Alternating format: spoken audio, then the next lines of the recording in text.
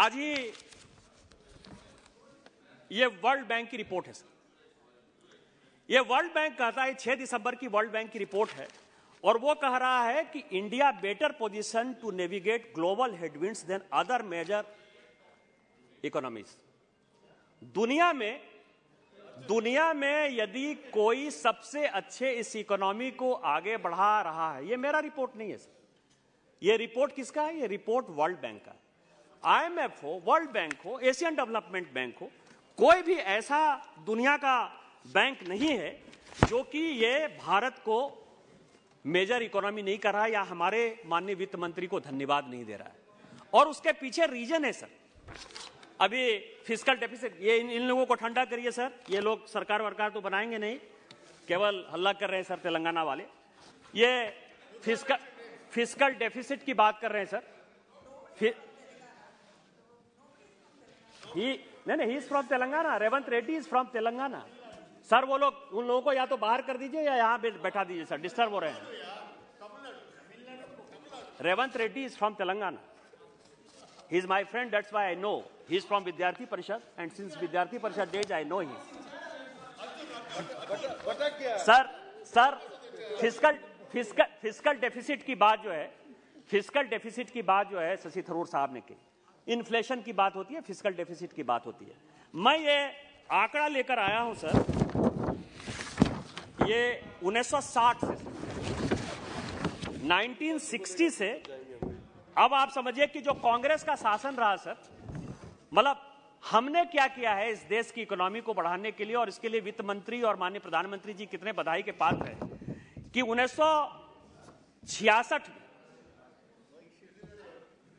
10.80 inflation rate था sir, 1964 में 13.36 था सर, 67 में 13.06 था। कांग्रेस जब आती है क्या क्या होता है आप ये देखें सर।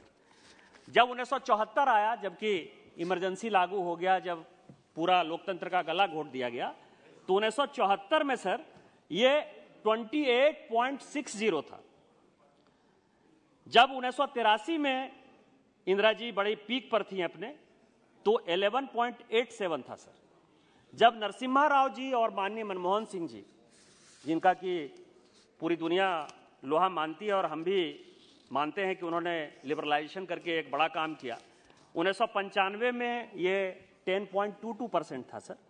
और जब बड़े ही होशियार और होनहार, जो आजकल इंडियन एक्सप्रेस में बड़े बड़े आर्टिकल लिखते रहते हैं, चिदम्बरम साहब जब इस देश के वित्त मंत्री थे 96-97 में सर, तो उस वक्त 13.23 था, क्योंकि उन्होंने एक बड़ा काम किया सर, ब्लैक मनी को व्हाइट मनी कैसे किया जाता है उसके लिए एक बड़ा एमनेस्टी स्कीम लेकर आए।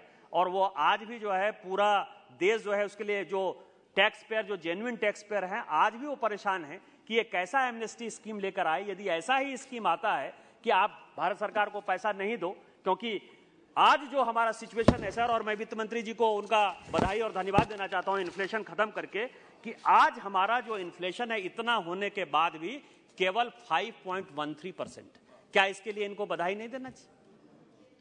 इन्होंने जो काम किया सर, कि आज जो टैक्स कलेक्शन है, जो टारगेट इन्होंने 14 लाख करोड़ का फिक्स किया था, वो आप समझिए कि 25% एक्सीड कर गया। फर्स्ट टाइम ऐसा हुआ, बिना इकोनॉमी के ही एक्सीड कर गया, 17 लाख 18 लाख करोड़ हो गया। जीएसटी जिसका कि टारगेट जो है 1 लाख 1.25 लाख करोड़ हमने फिक्स किया था, वो प्रत्येक महीने जो है वो बढ़ता जा रहा है, वो 1.5 लाख करोड़ भी कभी कभी एक्सीड कर रहा है। क्या जीएसटी का कलेक्शन जो है, इकोनॉमी बढ़ रही है, या हम इसके लिए हमको इनको धन्यवाद नहीं देना चाहिए? क्या इनकम टैक्स का कलेक्शन बढ़ रहा है, इसके लिए हमको माननीय वित्त मंत्री जी को धन्यवाद नहीं देना चाहिए? तीसरा सवाल यह है कि यहां सारे मेंबर ऑफ पार्लियामेंट हैं, उनके लिए मैं 2-3 सूचना देना चाहता हूं कि यह सरकार ने क्या काम किया है। और इस बजट में 12,000 करोड़ रुपया का एक प्रोविजनिंग लेकर आई है भारत सरकार रेलवे के लिए। आज तक जो रेलवे बना सर, वो रेट ऑफ रिटर्न की पॉलिसी से बना। रेट ऑफ रिटर्न की पॉलिसी अंग्रेजों ने बनाई थी। 150 साल, पौने 200 साल से किसी भी सरकार और किसी भी माननीय प्रधानमंत्री जी ने यह देखने का काम नहीं किया कि जो गांव, गरीब, पिछड़े लोग हैं, आदिवासी जगह के लोग हैं, एस्पिरेशनल डिस्ट्रिक्ट के लोग हैं, उनको जो है रेल की सुविधा कैसे मिले। क्योंकि पिछड़े इलाकों में रेल वहीं गया, जैसलमेर में, जोधपुर में, उदयपुर में, जहां की राजा महाराजा बहुत मजबूत थे और उन्होंने बिना रेट ऑफ रिटर्न को देखे हुए, चाहे आप राजा महाराजा को जितनी भी गाली दी, उन्होंने आम जनता को दिया। यह बात मैंने यहां कही, माननीय प्रधानमंत्री जी और माननीय रेल मंत्री जी और खासकर माननीय वित्त मंत्री जी का मैं आभार प्रकट करना चाहता हूं कि जो रेलवे ये गति शक्ति का जो प्रोग्राम लेकर आई है माननीय वित्त मंत्री जी, और उसमें जो ये 12,000 करोड़ रुपया इन्होंने इसमें इंक्लूड किया है। अब आप समझिए कि जो भी पिछड़ा इलाका है वो क्या कर रहे हैं कि आर्थिक आधार पर EIRR क्या है, आर्थिक आधार पर यदि हम वो रेल लाइन बनाएंगे तो उससे हमको गरीबों को हम कितनी बड़ी सुविधा प्रदान कर रहे हैं, इसके आधार पर अब रेल लाइन बन रहा है। और मैं उसका सबसे पहला जो है उदाहरण हूं कि मेरे क्षेत्र में एक rail line Godda to Pirpainti जो बनते बनते रुक गई थी, राज्य सरकार ने पैसा देने से मना कर दिया था। तो मैं आपके माध्यम से माननीय वित्त मंत्री जी का आभार प्रकट करना चाहता हूं, रेल मंत्री जी को बधाई देना चाहता हूं कि उन्होंने 1400 करोड़ रुपया, पहला ऐसा प्रोजेक्ट है झारखंड में, झारखंड बनने के बाद, कि 1400 करोड़ रुपया भारत सरकार ने यह तय किया कि हम ही देंगे पैसा और रेल लाइन बनाएंगे। और आज जिस तरह की नेशनल हाईवे बनता है, सभी जो मेंबर ऑफ पार्लियामेंट है और देश के लिए मैं एक जानकारी दे रहा हूं कि अब आपके यहां भी जो वर्षों से, क्योंकि कांग्रेस का जो ये नीति रहा कि पहली बार बजट में घोषणा कर दो, 5 साल के बाद जो है उसके लैंड एक्विजिशन का प्रोसेस चालू करो, उसके 5 साल के बाद पैसा दो और उसके 5 साल के बाद यदि बनेगा बनेगा। क्योंकि मेरे यहां एक Sultanganj to Deoghar rail line है सर, जो आज से 30 साल पहले अनाउंस हुआ है, उसका लैंड एक्विजिशन तक नहीं हुआ है। जो आपने जो है जनता को गुमराह करने शुरू किया था इस देश में, माननीय प्रधानमंत्री जी ने आके जो खत्म किया, उसका सबसे बड़ा उदाहरण मैं हूं और मैं इसके लिए बधाई देना चाहता हूं। और आप लोगों के यहां भी यदि कोई रेल लाइन बनने का होगा तो आर्थिक आधार पर यह रेल लाइन भारत सरकार बनाएगी और उसमें इस बजट में जो है ये बहुत बड़ा प्रोविजन किया गया है। जो दूसरा और बड़ा प्रोविजन है सर, वो प्रोविजन है टेलीकॉम। टेलीकॉम में यदि भारत सरकार का BSNL यदि अच्छा काम नहीं करेगा, और क्या सिचुएशन था मैं उसमें जाना नहीं चाहता कि सभी जगह 4G हो गया, BSNL 4G में नहीं गया, MTNL कैसे डूब गया, मैं उसके तह तक नहीं जाना चाहता, क्योंकि इसमें उन्होंने 13,000 करोड़ तक का प्रोविजन किया है। पूरी दुनिया में 5G टेक्नोलॉजी भारत ने लॉन्च की, शहर में जो है वो रोल आउट हो रहा है, और ये केवल और केवल भारत के जो वैज्ञानिक हैं, भारत के जो लड़के हैं, क्योंकि जब भारत सरकार ने तय किया कि चाइना की टेक्नोलॉजी नहीं आएगी, चाइना का इक्विपमेंट नहीं आएगा, आज 5G लागू हो गया और 5G जगह जगह जा रहा है। और सरकारी कंपनी में चालू हुआ, 5G सरकारी कंपनी में चालू होगा, BSNL को वो उसको देने को तैयार है।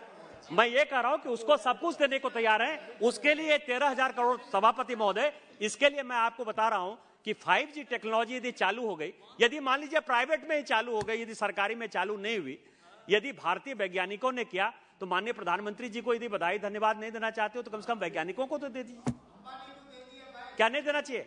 अंबानी को दे दीजिए, अडानी को दे दीजिए, किसी को दे दीजिए, लेकिन यह तो कहिए कि भारत ने 5G टेक्नोलॉजी आगे किया और उसके लिए 13,000 करोड़ रुपया जो है इसमें बजट में प्रोविजन है।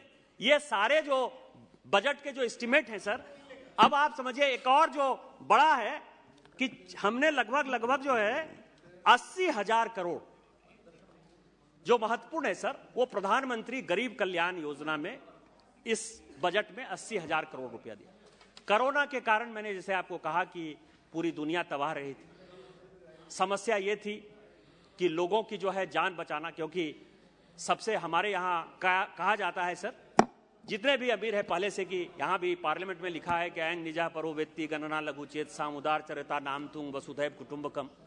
भारत सरकार का जो एक नियम है और जिस श्लोक के सहारे माननीय प्रधानमंत्री जी आगे बढ़ते रहे, वो ये है कि ओम सहना भत्तु सहना भुनत्तु सहवीर्यं करवावहे तेजस्विना मदीद वस्तु मां विद विषावहे। तो गरीबों की सेवा करना इस सरकार का सबसे बड़ा फर्ज था।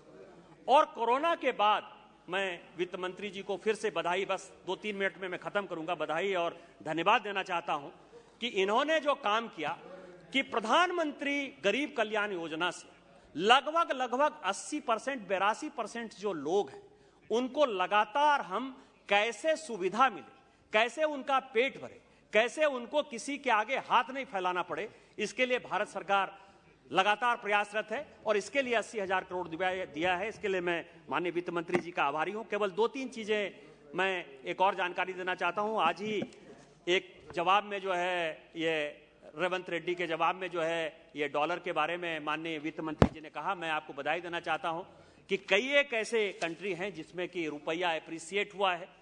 डॉलर यदि आगे बढ़ा है तो इसका मतलब ये नहीं कि भारत की इकोनॉमी आगे नहीं जा रही, हमारी इकोनॉमी आगे जा रही है। और जिस तरह से आपने इसको आगे किया है उसके लिए आप बधाई के पात्र हैं। केवल एक चीज जो मेरा विषय है, जो मैं हमेशा माननीय वित्त मंत्री जी से आग्रह करते रहता हूं कि जो हमारा कंसर्न था क्रिप्टो करेंसी पर, जब मैंने आज 1.5 साल पहले बात किया था इसी पार्लियामेंट में, तो हमने कहा था कि क्रिप्टो करेंसी जो है ये ट्यूलिप मेनिया का पार्ट है और ये चिटफंड और क्रिप्टो करेंसी में कोई फर्क नहीं। कई एक लोगों को लगता था कि ये युवाओं के खिलाफ जाएगा, लेकिन पूरी दुनिया UN से लेके G20 तक जहां जहां आप गई हैं, आपके कंसर्न को देखा है और माननीय प्रधानमंत्री जी इसमें आग्रही हैं कि इसमें टेरर का मनी है, इसमें ड्रग्स का मनी है, इसमें इलिसिट मनी है और बेसिकली ये पूरा का पूरा चिटफंड कंपनी है। मेरा आपसे आग्रह होगा कि जब आप डार्क वेब पर है, जिसको कि हम कंट्रोल, उदासी साहब यहाँ हैं जो कि हम लोग लगातार इनको आगे बढ़ाते रहे, मेरा आपसे केवल आग्रह रहेगा कि आपने इकोनॉमी को इतनी मजबूती दी है, माननीय प्रधानमंत्री जी ने इतनी मजबूती दी है, अब ये क्रिप्टो को जो है कंप्लीट बैन करने का समय आ गया है। क्रिप्टो को बैन करिए। आपने मुझे मौका दिया, आप ये सप्लीमेंट्री बजट लेकर आई, इसके लिए मैं माननीय वित्त मंत्री जी का, हम अपने प्रधानमंत्री जी का और पार्टी का बधाई और धन्यवाद देना चाहते हैं कि इस बुरी परिस्थिति में भी आपने 130 करोड़ लोगों की जान बचाई। आपको पुनः एक बार धन्यवाद। जय हिंद, जय Bharat. Thank you. Thiru Dayanidhi Maran